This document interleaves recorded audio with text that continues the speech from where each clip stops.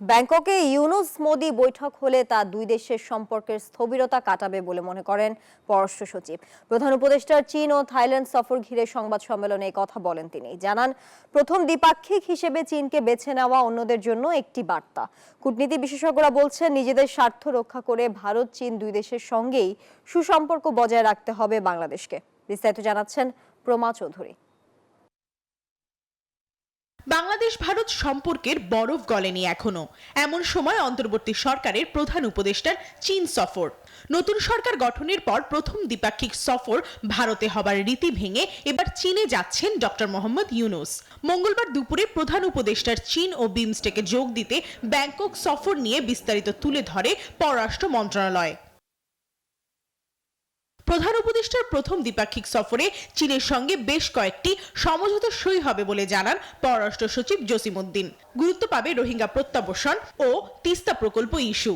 দুই দেশের মধ্যে এই সফরকালে কয়েকটি বিষয়ে চুক্তি এবং সমঝোতা স্মারক স্বাক্ষরিত হবে। মানব সম্পদ উন্নয়ন, অর্থনৈতিক ও কারিগরি সহায়তা, সাংস্কৃতিক ও ক্রীড়া বিষয়ক সহযোগিতা।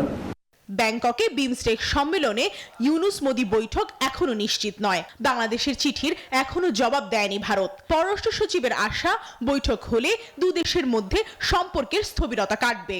আমরা আশা করি যে বৈঠকগুলি অনুষ্ঠিত হয় তাহলে আমাদের দ্বিপাক্ষিক সম্পর্কে যে সৃষ্ট স্থবিরতা সেটা কেটে যাওয়ার সম্ভাবনা আছে। আমাদের দিক থেকে আমরা বলতে পারি যে আমরা এই বৈঠকের জন্য প্রস্তুত আছি। তবে ভারত বাংলাদেশ সম্পর্কের এই বাস্তবতায় প্রধান উপদেষ্টার চীন সফরকে গুরুত্ব সহকারে দেখছেন বিশেষজ্ঞরা। নিজেদের স্বার্থ রক্ষা করে বহুপাক্ষীয় আলোচনার সুযোগ আছে বলে মনে করেন তারা। আমাদের অভ্যন্তরীণ চাহিদাটাই এখন এই মুহূর্তে আমাদের কাছে প্রধান বিষয়। তো কাজেই চীনের সাথে সম্পর্ক, ভারতের সাথে সম্পর্কের মানে কি বলা যায়, বিনিময় হচ্ছে না। নির্বাচিত সরকার আসতে হবে, তো তারা ওটার জন্য অপেক্ষা করবে, তারাও আমি মনে করি। যার জন্য ওই এমওইউ হবে একাধিক, কিন্তু বড় কিছু হওয়ার কথা না।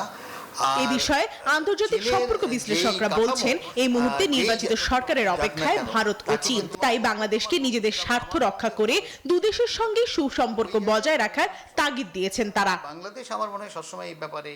প্রমা চৌধুরী, নিউজ 24, ঢাকা।